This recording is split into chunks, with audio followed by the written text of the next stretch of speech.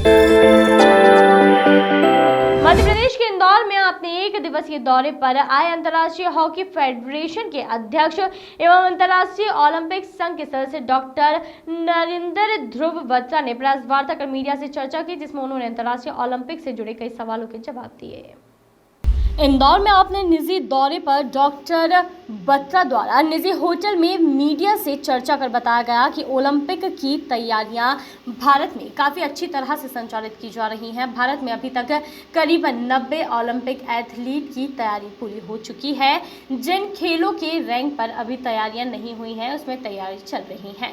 खिलाड़ियों की बेहतर तैयारी के लिए भारत सहित विदेश में भी खिलाड़ियों को भेज रहा है। आने वाले ओलंपिक में भारत बहुत अच्छा प्रदर्शन करेगा और आने वाले दिनों में कई एथलीट ओलंपिक में पदक हासिल कर भारत का नाम रोशन करेंगे। इसके लिए खिलाड़ियों के लिए पूरा कोटा तैयार कर लिया गया है, जिसके लिए पूरा ओलंपिक फेडरेशन कार्य कर रहा है। उनका कहना था कि मध्य प्रदेश में खिलाड़ियों के लिए अच्छा व उज्जवल भविष्य है। यहाँ पर खिलाड़ियों के लिए अच्छा काम किया जा रहा है। भारत में कोरोना का ज़्यादा खास असर खेल पर नहीं पड़ा है, क्योंकि अभी फिलहाल दिल्ली में ही शूटिंग कॉम्पिटिशन चल रहा है, जिसमें 50 देशों के खिलाड़ी भाग ले रहे हैं और बाकायदा खेल के मैदान से लेकर अन्य स्थानों पर कोरोना गाइडलाइन का पालन किया जा रहा है।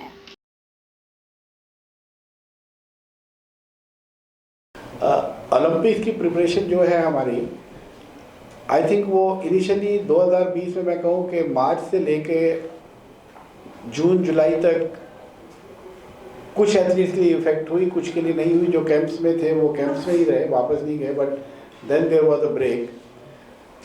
हमारे आज तक अभी तक जो है about 90 athletes have qualified, athletes के इवेंट्स के, जिसमें total number of athlete 90 qualify हो चुके हैं। और अब जैसे क्वालिफिकेशन इवेंट्स चल रही हैं, कुछ में अगर नहीं हुई तो वर्ल्ड रैंकिंग या इन पॉइंट्स पे सारी क्वालिफिकेशन होगी। ऑलमोस्ट ओलंपिक्स की 80% क्वालिफिकेशन फिलअप हो चुकी हैं जो ओलंपिक्स के लिए ऑल ओवर द वर्ल्ड में कह रहा हूँ। बैलेंस 20% जो है वो रैंकिंग पे या कुछ इवेंट्स चल रही हैं, उस पर वो कंप्लीट हो जाएगा। ओलंपिक्स तो डेफिनेटली हो रही हैं, सो माइंड से ये हर एक चीज़ निकालते हैं। उन्हें क्लियर कर दिया कि इंटरनेशनल टूरिस्ट या विजिटर्स नहीं आएंगे, बाकी सब लोग आ रहे हैं, तो उसमें कोई दो ओपिनियंस नहीं है। Olympics are happening. हमारी तैयारियां जो हैं, चाहे वो इंडिया में चल रही हैं, इंडिया के बाहर जो एथलीट्स हमारे क्वालिफाई हो चुके हैं या हमें पता है कि कितने क्वालिफाई होंगे, लाइक आई सेड कि हमारा कंटिंजेंट जो होगा वो 125-130 का होगा। और जब हम सपोर्ट स्टाफ भी उनके कोचेज से मिलाएंगे तो it will be about 200 people going from India, जो हमारा ये सारा अरेंजमेंट होगा। अभी थोड़ा सा कुछ ओपिनियन चल रही है कि जो एडिशनल सपोर्ट स्टाफ होता है उसका क्या प्रोविज़न होगी। We are working on that, but जितने एथलीट्स हो उसका 30% यू आर एंटाइटल्ड, वो आपका कोटा बन जाता है जो विलेज के अंदर रहता है। तो प्रिपरेशन फुल स्विंग में है। और जो मैं शुरू से आज तक कहता आया हूँ कि इस दफ़ा हमने टारगेट डबल फिगर मेडल्स रखा हुआ है। आज तक ओलंपिक्स में कभी हमने नंबर 10 टच नहीं किया। मैं डबल फिगर कह रहा हूँ, डबल फिगर 99 तो डेफिनेटली नहीं मैं कह रहा हूँ, but it will be double figure. So that's what we are looking for in these Olympics. Pradesh बहुत अच्छा काम कर रहे हैं। मैंने जो एक आपने कहा कि एथिक्स कमीशन आपके IOM में क्यों है, I don't think Madhya Pradesh में ज़रूरत है, क्योंकि यहाँ काम ही इतना अच्छा हो रहा है, बड़े एक अच्छे माहौल में, भाईचारे के माहौल में हो रहा है, बड़ा अच्छा है। मैंने एक यूनिटी देखी और एक माइंडसेट है यहाँ कि हम स्पोर्ट्स को कैसे प्रोग्रेस कराएं, कैसे ग्रो कराएं। इंफ्रास्ट्रक्चर लिमिटेशंस होती हैं, कई चीज़ें होती हैं, बट वो सारी चीज़ें अब स्मार्ट सिटीज़ और ये सब चीज़ें आ रही हैं, उसमें सारा डेवलप हो रहा है। I see Madhya Pradesh coming up as a very potential state in quite a few sports, and that includes one, जिसको मैं हॉकी, जिसके मैं आता हूँ, मैं उसको भी उसमें गिनता हूँ। इसमें काफ़ी अब इनके आई थिंक प्रपोजल है, आगे एकेडमीज भी आएंगी, कई चीज़ें आएंगी, जिसमें जो अपकमिंग ब्रिलियंट एथलीट्स होते हैं स्टार्टिंग फ्रॉम 13-14, क्योंकि हम 28 तक की प्रिपरेशन अभी शुरू कर रहे हैं, वो सारे उसमें आएंगे। और मध्य प्रदेश उसमें बड़ा पोटेंशियल और बड़ा हमारे रेडार पे है। एंड आई ऑलवेज सीन कि मंडोला साहब इज ऑलवेज वेरी पॉजिटिव। इनकी तरफ से मैंने आज तक कभी ना नहीं सुनी किसी चीज़ के लिए, और इनको बड़ा एबली असिस्ट कर रहे हैं हमारे दिग्विजय जी। और आपको आई थिंक ये पता है कि नहीं, बट आपके स्टेट से हमारे नेशनल फेडरेशन के I think this will be one state which has a maximum number of general secretaries in the national sports federation also. एक तो आपके पीछे ही बैठे हैं अभी हैंडबॉल के, मैं देख रहा हूँ सरूजा साहब। That court case has been stayed in the court. मैं एथिक्स का एक आपको सिस्टम बता रहा हूँ। एथिक्स में कोई भी नॉन मेंबर आपका केस फाइल नहीं कर सकता। हर ऑर्गेनाइजेशन में विद इन फैमिली डिस्प्यूट्स होते हैं, भाइयों में भी होते हैं, और हमारा ये इलेक्शन एयर है। इलेक्शन एयर होने की वजह से कई लोग ओवर एम्बिशियस भी होते हैं, तो वो ऐसी चीज़ें करते हैं। बट देन इस मुल्क में जो कोर्ट्स है वो बड़ी फ्री चलती हैं। When the courts realize that the non member has filed a case, तो वो केस कोर्ट ने होल्ड कर दिया। सो आपको जिसने भी कहा कह दीजिएगा मेरा ये जवाब मिल गया कि अभी वो कोर्ट में है, so it's not good for me to comment on that. Code of conduct का कहाँ तक क्या सब चल रहा है? नहीं, कोड ऑफ कंडक्ट किस चीज़ के ऊपर बताइए? जो स्पोर्ट्स कोड का आप कह रहे हैं ना? हाँ। जी बताएं, उसमें क्या इश्यू है? क्या प्लेयर्स के ऊपर है, कुछ भी दिन भी डिस्प्यूट चलता रहता है प्लेयर्स में, उनको कोई एक्शंस वगैरह क्या हुए क्या नहीं? How is sports code conducted with players disputes? मेरे को नहीं समझ में आया। There is nothing to with players dispute in sports code of government of India. उसमें कोई इश्यू नहीं है इसका। अच्छा, चीज़ें आपको दिखाएंगे, काम शुरू हो गया, मेरी सारी बात कल अधिकारी भी मैं तो आए आपको थे। एक मिनट, आप इस सब्जेक्ट पे बोले थे आई थिंक। नहीं, इसकी सब स्वीकृति हो गई। कल अधिकारी भी आ रहे हैं खेल विभाग के, आज वो यहाँ पे आ रहे हैं, वो कल हमारे साथ स्थान देखेंगे कि काम अपन कर सकते हैं। तो मंजूर तो दो ही हो गया, ट्रक का भी हो गया और इसका तो दो ही मंजूर हैं और जल्दी इसको करना है।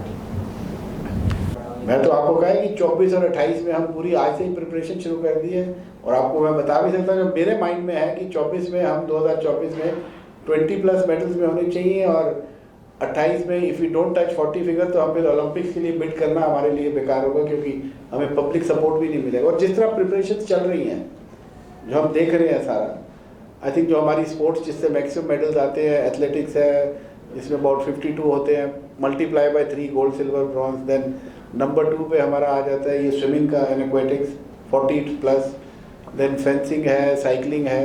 तो we are working on all the sports. अब फर्स्ट टाइम फेंसिंग से क्वालिफाई किए हैं ओलंपिक्स के लिए in the history of India. आप इंसर्ट नहीं कर सकते, कहीं ना कहीं वो आपको डीएनए लेवल पे काम करना पड़ेगा, तब जाके हम ओलंपिक में उस लेवल पे गोल्ड और पदक की उम्मीद करें। सर अगर आप फॉलो कर रहे हो ना खेलो इंडिया और उसके आउटकम्स आ रहे हैं, तो शायद आप ये सवाल मुझसे ना पूछते। अभी क्या हो रहा है कि खेलो इंडिया जो हमारा यूथ है, देन आप दूसरे लेवल पे आते हैं, उस लेवल से बच्चों को लेके और एकेडमीज बन रही हैं। मेरे हॉकी में सिर्फ 25 एकेडमीज बनी हैं, इसी तरह बैडमिंटन में, वेट लिफ्टिंग में, रेसलिंग में, बॉक्सिंग में, ऑल ओवर इंडिया स्प्रेड हो रही हैं। हर स्टेट का एक अपना प्लस पॉइंट होता है। जैसे मैं कहूँ कि हॉकी एक स्टेट में होगी, दूसरे में नहीं होगी, हर एक का अपना एक शौक होता है स्टेट का।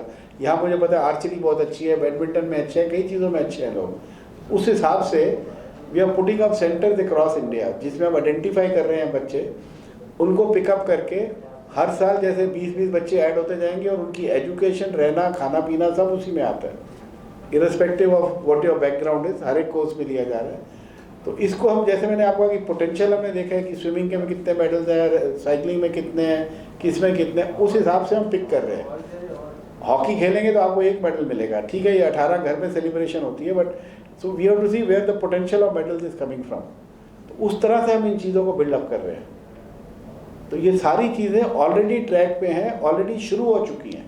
बारे में कोई चिंतन कर रही है सरकार और आप लोग? देखिए, हम इसमें स्पोर्ट्स को एक सब्जेक्ट बनाओ, बहुत बात की है। आई डोंट थिंक कोई अभी उस लाइन पे हमारी बात सुन रहा है या समझने की कोशिश हो रही है। ये अब मैं sports as a part of your education curriculum की बात कर रहा हूँ, राइट, नॉट। बट आपने दूसरा कहा स्पोर्ट्स यूनिवर्सिटीज़, ये स्पोर्ट्स यूनिवर्सिटीज़ अब बन रही हैं। हम इसको बड़े डिफरेंट साइड्स पे लेके जा रहे हैं।